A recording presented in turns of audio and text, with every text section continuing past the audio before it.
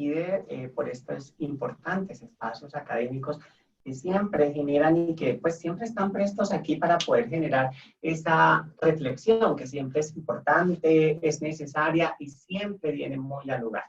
Agradecerle a cada una de las personas que están hoy conectadas en este importante espacio académico para poder tratar este tema tan sensible como es cuál es el estado actual y la tendencia de la investigación en contabilidad. Siempre es un desafío y es un detonante enorme cómo vamos a abordar este tipo de apuestas. Y quisiera primero decirle que quiero que conversemos como en 4 grandes momentos. Primero, que hablemos, ¿a qué vamos a llamar investigación contable? Hacer algunas reflexiones que nos permitan entender y comprender esta noción. Y posteriormente ya comenzar entonces sí a avanzar un poquitín sobre cómo está priorizándose hoy la investigación, qué está pasando con la investigación contable y sobre todo qué se proyecta que va a pasar a futuro con la investigación contable. También es importante que tengamos presente que yo luego haré como unas reflexiones finales o unas reflexiones de cierre alrededor de esta intervención. Y lo primero que quiero hoy invitarles a todas y cada una de las personas que nos están acompañando aquí en esta conferencia es sobre un elemento de gran importancia que cuando hablamos de investigar, invención, investigar. Fíjate, viene todo este tema de que la investigación presupone una invención. Presupone también el estar de lo que generalmente conocemos con el nombre que vamos a inventar. Invéntese algo, saque algo, y quizás a eso asociamos a la investigación en una primera. Pero hay un pensamiento de Aristóteles que sin lugar a dudas es decisivo para poder entender esta importante noción. Aristóteles simplificó, marcó una reflexión importantísima alrededor de esta temática cuando comenzó a plantear que el fin de la ciencia especulativa es la verdad y el fin de la ciencia práctica es la acción. Y quiero comenzar aquí a plantearles la primera gran reflexión. Mira, señores y señores asistentes a este espacio, la contabilidad es una ciencia práctica, por lo tanto se ocupa de la acción. Cada vez que nosotros vamos a decir, pero bueno, ¿qué vamos a investigar en contabilidad? Nos respondería Aristóteles muy técnicamente. Ah, la contabilidad es una ciencia práctica, pues investiga sobre la acción y sobre qué actuamos en las ciencias contables y financieras. ¿Sobre qué actuamos? Y sería bueno que cada uno de ustedes y cada una de ustedes que me están siguiendo en esta tarde, en esta conferencia, lo tuvieran muy de la mano.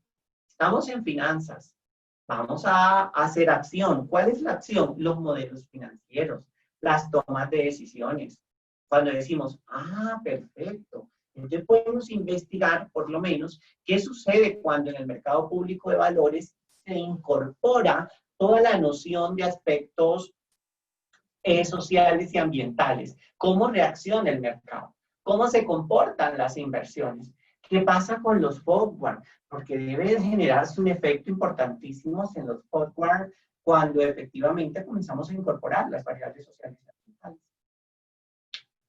Mira, Aristóteles ya lo había dicho y parecería que hoy se vuelve a aplicar. Y esto es lo primero que tenemos nosotros que comenzar a retomar en contabilidad, que la investigación contable está orientada a la acción y toda acción tiene un fin que es la transformación. En este orden de ideas quiero plantearles una reflexión de gran importancia. Las personas que nos están siguiendo hoy en esta tarde, en esta conferencia, deben tener totalmente claro que cuando hablamos de investigar en contabilidad, hablamos de que esa investigación lleva implícito una transformación, un cambio. Pero no solamente nos podemos quedar aquí pensándolo desde esta perspectiva que quizás es una perspectiva mucho más de carácter histórica y resulta ser de vital importancia y comencemos a plantearnos en qué momento, cuál es ese gran acontecimiento histórico que sucede para que nosotros comencemos a decir, oiga, venga, ¿por qué vamos a investigar en contabilidad? ¿Qué fue eso que, venga, despertémonos, movámonos, despertémonos, actuemos? ¿Cuál fue ese gran momento en que el mundo se transforma? ¿Y por qué se habla de investigación en contabilidad?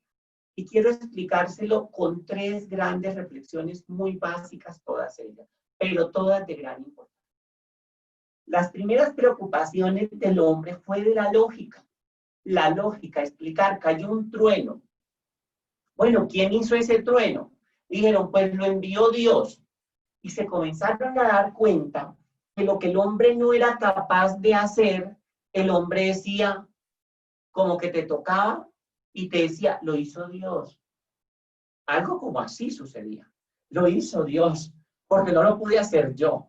Entonces, el hombre comienza a mirar dentro de su lógica, comenzó a desarrollar también un episteme. Dios se fue convirtiendo en esa negación del hombre mismo. Lo que el hombre no es capaz de hacer, lo hace Dios.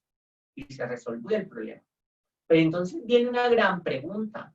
Si yo no puedo hacer el trueno, tengo que buscar una explicación del trueno. Porque no podemos seguir diciendo que todo lo hace Dios y el pobre Dios le toca cargar un pocotón de culpa. Se murió, sí, porque Dios se lo llevó, como si Dios fuera el carro del aseo que anda por ahí recogiendo las cosas en la calle. No, no, no. Comienzan todas estas preocupaciones lógicas. A Dios darle el lugar que merece, el lugar de la divinidad. Pero a los procesos naturales, darle una explicación lógica. Y es cuando emergen las ciencias naturales. Este fue el primer campo de las ciencias que se puede dar desde la perspectiva de Descartes. Pienso, luego existo, que nos llevó a pensar la existencia. Y una existencia que solo pueden pensar los que existen. El segundo gran giro tiene que ver con el giro de las ciencias humanas. Estas se conocen con el mundo de las ciencias subjetivas. Es el mundo de las artes. Es el mundo de cómo nos expresamos, de cómo concebimos el mundo. Venga, ¿a ustedes no les ha pasado que cuando ustedes van a Guayaquil, que ustedes van en el barco, recorren el río, se toman un trago, comen delicioso, ven el show de los piratas y luego se anclan y luego van a los centros comerciales? Bueno, antes del coronavirus, ahora estamos un poco más controlada la movilidad. Hacíamos todo este recorrido. Y en Guayaquil se expresaban con música, con arte, con alegría, con un lugar súper desarrollado, donde la gente era súper cálida, que te recibe con los brazos abiertos. Pero luego vas a Quito y encuentras la ciudad convulsionada, las calles sucias, todo el mundo protesta, casi nadie te habla. Y no es que un lugar sea mejor que el otro. No. Ese es lo que tiene que ver fundamentalmente con la expresión de los lugares, con la expresión de los pueblos. Esto es lo que van a estudiar entonces las ciencias subjetivas. Y por eso son subjetivas, porque están ancladas al sujeto. Por eso es subjetiva, como usted dijera, el suboficial, el que está debajo del oficial. Esta es la que está debajo del sujeto, de cómo nos expresamos los sujetos y de cómo actuamos los sujetos. Miren la forma como yo estoy vestido y miren el conferencista anterior.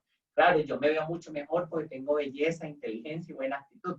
El otro conferencista se veía muy formal y muy mayor. Entonces son cosas de expresiones estéticas. Estéticas, nos expresamos así, él con un estilo, yo con otro estilo, los dos documentados, argumentados, pero con estilos distintos. Ni él es mejor, ni yo soy mejor, somos diferentes. Y cada cual tiene su estilo propio. Ese estilo, chicos y chicas, era lo que estudiamos entonces en la segunda generación de las ciencias, que son las ciencias subjetivas. Recuérdenlo, aquellas que se miraban qué era lo que pasaba ahí con el sujeto, porque el sujeto se viste así, se expresa así, porque le gusta esa música, porque es alegre o es triste, etc. Y luego surge una tercera ola que se conocen como las ciencias del lenguaje. Y estas ciencias del lenguaje son de lo más divertidas. Y yo quiero explicarles para que ustedes puedan entender por qué es lo que va a pasar con estas ciencias del lenguaje y por qué van a ser tan importantes en la sociedad contemporánea. Estas ciencias las ciencias, primero va una generación, antes voy a precisar. La tercera ola fue la ola de las ciencias sociales. Las ciencias sociales fundamentalmente miraban lo que hacía el sujeto en su contexto, en su contexto. Y es aquí donde va a salir las ciencias económicas. Bueno, ¿qué hace usted en su contexto? Pues tengo que buscar de qué vivir. No nos vamos a quedar que todo va a venir de arriba. Y comenzábamos a mirar entonces cómo nos volvemos productivos, cómo le generamos valor a lo que hacemos. Y es justo en este momento donde emergen entonces el estudio de estas ciencias. Vamos a estudiar la sociedad, cómo se dan las cosas en la sociedad, cómo se da la vida en la economía, cómo se da la vida en lo político, etc. Y comenzamos a estudiar toda esta serie de fenómenos. Entonces dijimos, venga, aquí está este río. Y lo vemos, volvemos al caso de Guayaquil. Perdónenme que yo lo coloque aquí, pero a mí me encanta visitar esta ciudad porque es tan acogedora, tan agradable. Es una ciudad muy cálida, muy, muy cálida. Usted llega a Guayaquil y tiene una particularidad, que entonces va a encontrar que el río, que era el río, ya no es solo el río. Es el lugar donde están una serie de centros comerciales, unos sitios de recreación, pero también aquí está que sobre el río se hace la producción. Han creado unas islas para que tengan una calidad más de turismo, pero también alrededor de esto se han hecho todo un tema de recorridos por el río, para que el río no solamente sea un lugar que tenga una vida natural, sino que tiene también una vida social y económica. Y la vida de Guayaquil gira alrededor del río. Entonces, hay que estudiar por qué se da eso. Hay que mirar qué fenómenos trae, porque ese río genera esa conducta. Y esto es lo que hacen las ciencias sociales. Y luego surge un cuarto ámbito de estudios en investigaciones, que son las ciencias del lenguaje. Y las ciencias del lenguaje van a decir que todo aquel sujeto que tiene actos de habla es un sujeto que efectivamente tiene un accionar moral. Y es aquí donde surgen muchísimas cosas. Donde comenzamos a decir, oiga, venga, yo tengo un negocio. ¿Cómo me habla a mí ese negocio? Si es que ese negocio es invisible. Es un ente abstracto. Yo no lo puedo ver en la realidad. ¿Cómo usted me narra a mí esta historia para poderla entender? Porque no se la puedo creer así tan fácil. Pues, chicos y chicas, es aquí donde surge entonces que efectivamente hay sujetos que tienen actos de habla distintos y se comienza a entender que la contabilidad y las finanzas son la forma de hablar de las organizaciones. Y esa forma de hablar hay que entenderla porque genera una cantidad de conductas. Yo quiero aquí que lo veamos por 2 minutitos y que lo veamos muy frescamente para que cuando usted salga de esta conferencia, usted vea lo apasionante que es la investigación. Y la investigación en contabilidad y finanzas en general. Mire, aquí pasa algo sorprendente. Vamos a decir, queremos comprobar si este trabajador que está en una organización, cuántas horas trabaja y cuánto se le paga. ¿Dónde tiene que ir? No al contrato, porque usted puede tener el contrato, pero no le paga al trabajador. Entonces ustedes saben, dicen, madre mía, es aquí donde decimos, bueno, despertemos, porque aquí surgió lo que era investigar esas cifras. Y investigar esas cifras era darnos cuenta qué pasaba en el seno de las organizaciones y qué fenómenos se generaban alrededor de ellos. Y fue cuando se comenzó a hablar entonces que se debía investigar sobre el lenguaje. Y el lenguaje se ocupaba de los actos de habla y que las organizaciones tenían actos de habla gracias a que tenían todo el tema de generar información. Y en esa información que generaban las organizaciones, efectivamente se generaba un gran fenómeno. Y era poder dar cuenta de qué pasaba en el mundo de la organización. Y aquí entonces surge un nuevo detonante, unos nuevos campos de afectación que resultan ser muy interesantes. Y es la manera como se comienza a generar una tradición importantísima en materia de investigación contable. Y vamos a decir entonces que la investigación en contabilidad se puede dar desde múltiples formas. Y ahora vamos a repasar lo que les acabo de contar. Listo, la contabilidad se puede investigar desde forma lógica. Y esa forma lógica de investigar en contabilidad es de lo que se va a ocupar el paradigma positivista. Entonces, los positivistas van a mirar lo lógico en la contabilidad. Entonces, van a mirar qué sucede cuando usted emite una información financiera desde el sistema contable, cómo reacciona el mercado, cómo cambia el comportamiento de una inversión. Y van a decir, oiga, mire, aquí pasa un fenómeno. Hay que investigar entonces que cada vez que usted saca un reporte, no es porque se le está pidiendo la autoridad de impuesto, no es porque se le esté pidiendo un organismo supervisor. Cada vez que usted saca un informe, la sociedad reacciona diferente y los inversionistas también. Y es cuando surge esta primera oleaje de investigación.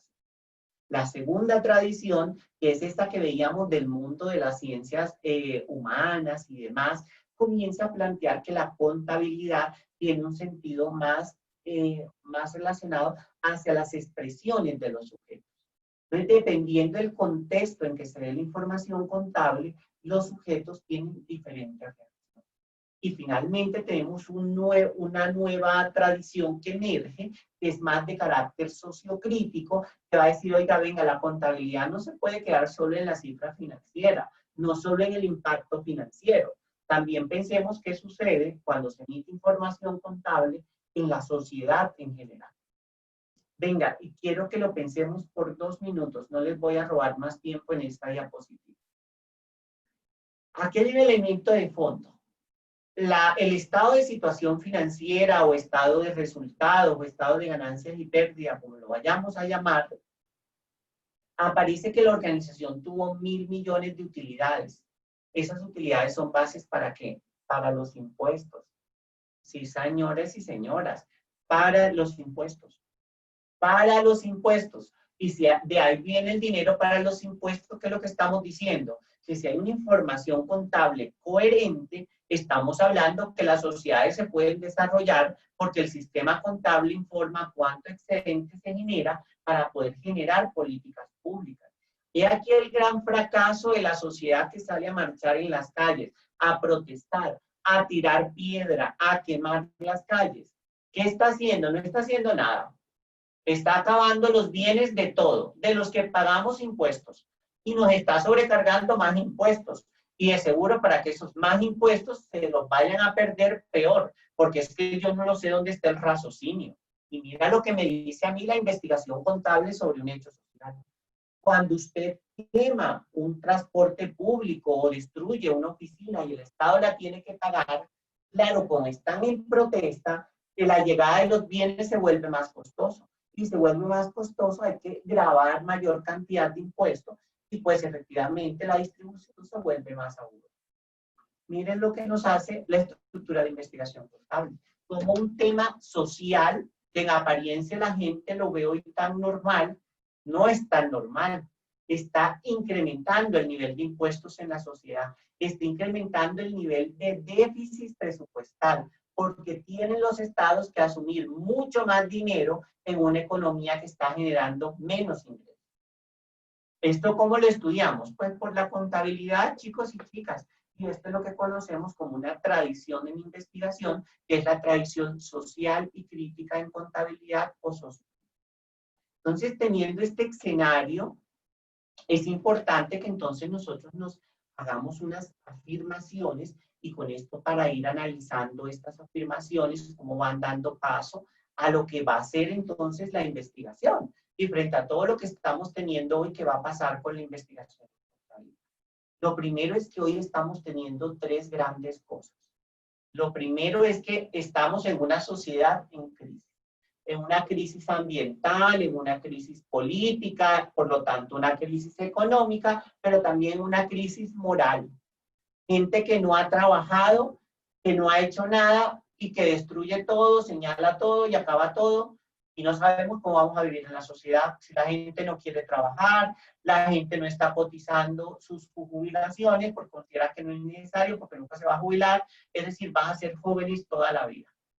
El problema social y político cuando esta gente comience a envejecer. No lo sé quién le va a pagar el seguro social, no lo sé dónde van a vivir, porque efectivamente si no hay gente que trabaje, gente que genere la riqueza, no lo sé dónde van a estar. Seguro vendrán árboles con dineros y pues de seguro una hiperinflación y por lo tanto habrá dinero, pero no habrá que comer.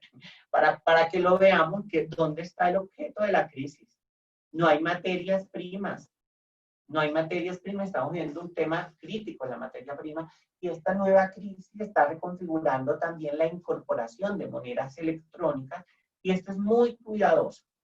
Estamos diciendo que en la nueva crisis, la crisis ha permitido dar cuenta que no necesariamente la gente compra ni con tarjeta de crédito ni con dinero metálico.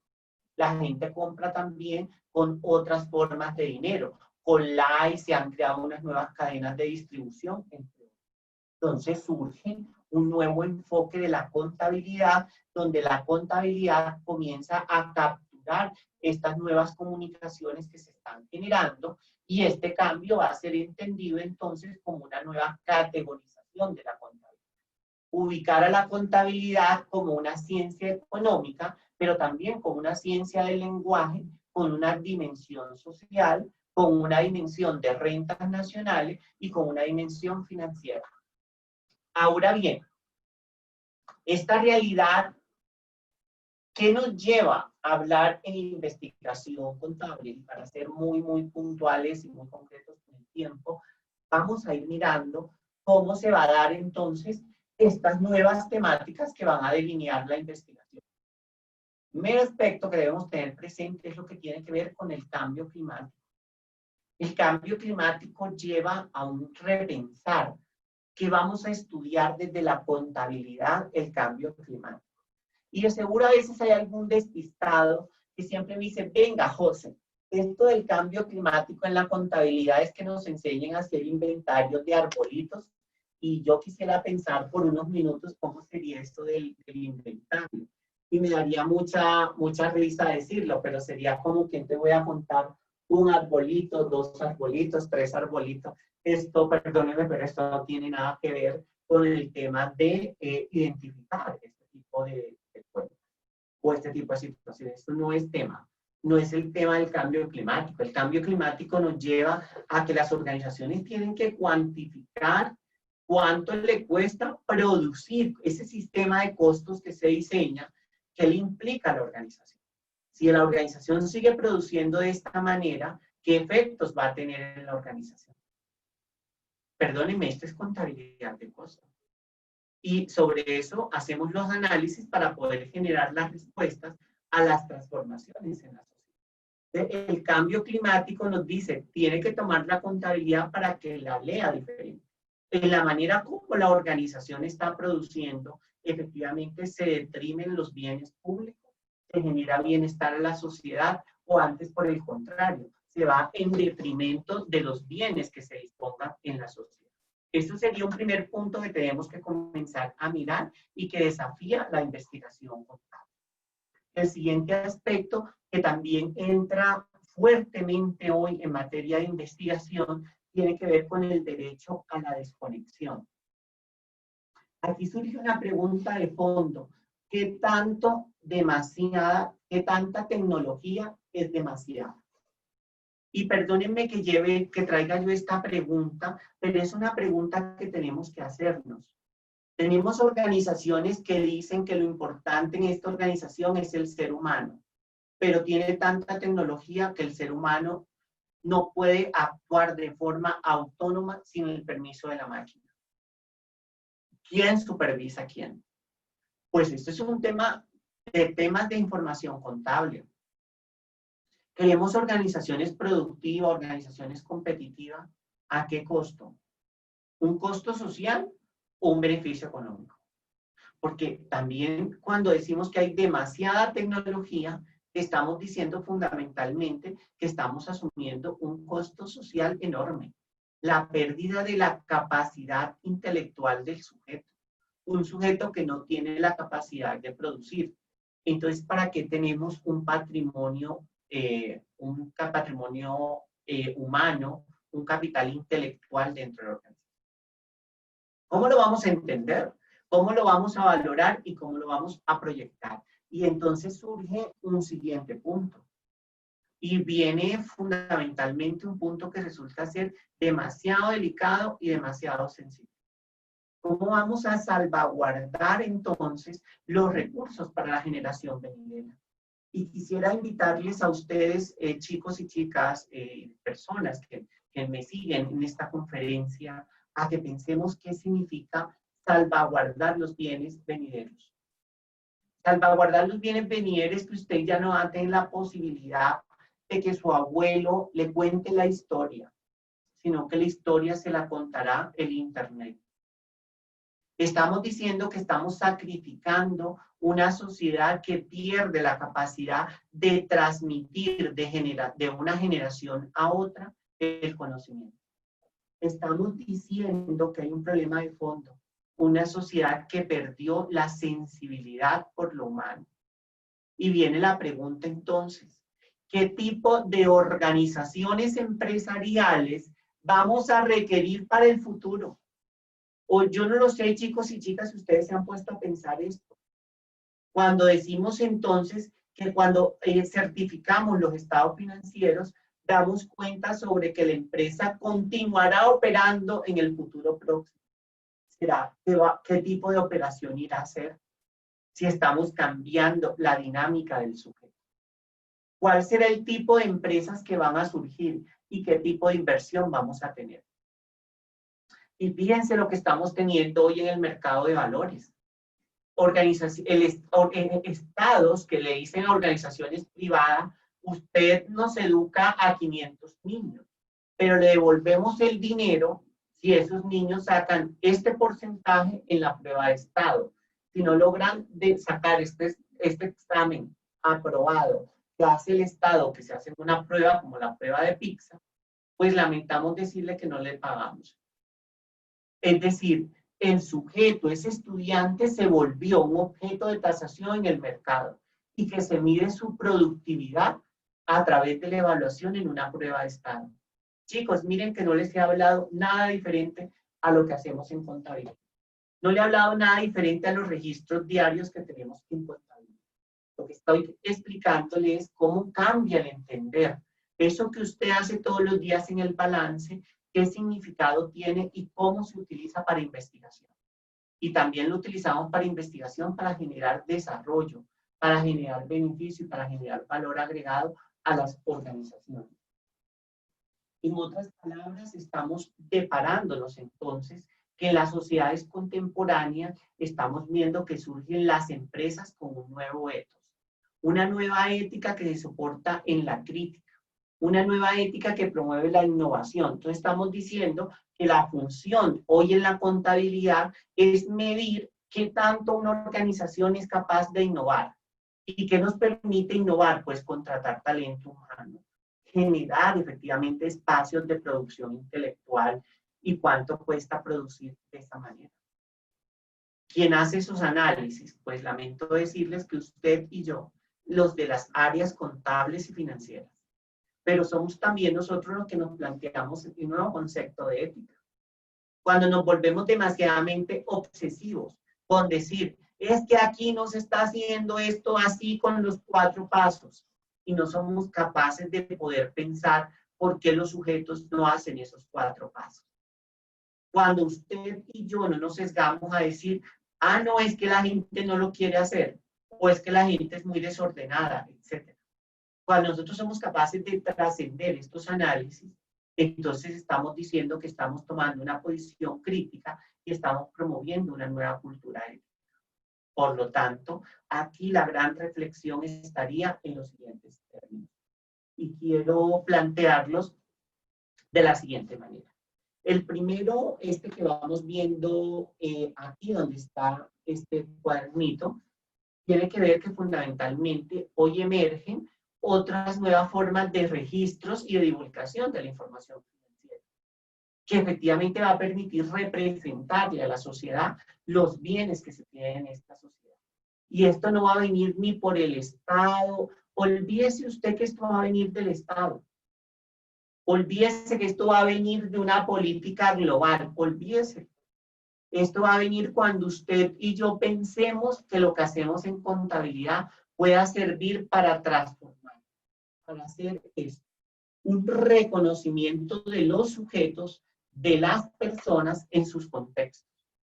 y podamos con ellos entonces plantear nuevas prácticas en las organizaciones que permitan el uso racional de los recursos, que permitan reconocer la dignidad del sujeto, pero que también permitan generar sociedades más transparentes que puedan contribuir a una sociedad más justa y más solidaria. El cambio, chicos y chicas, estará en sus manos. El cambio de esta sociedad está en cada uno de ustedes.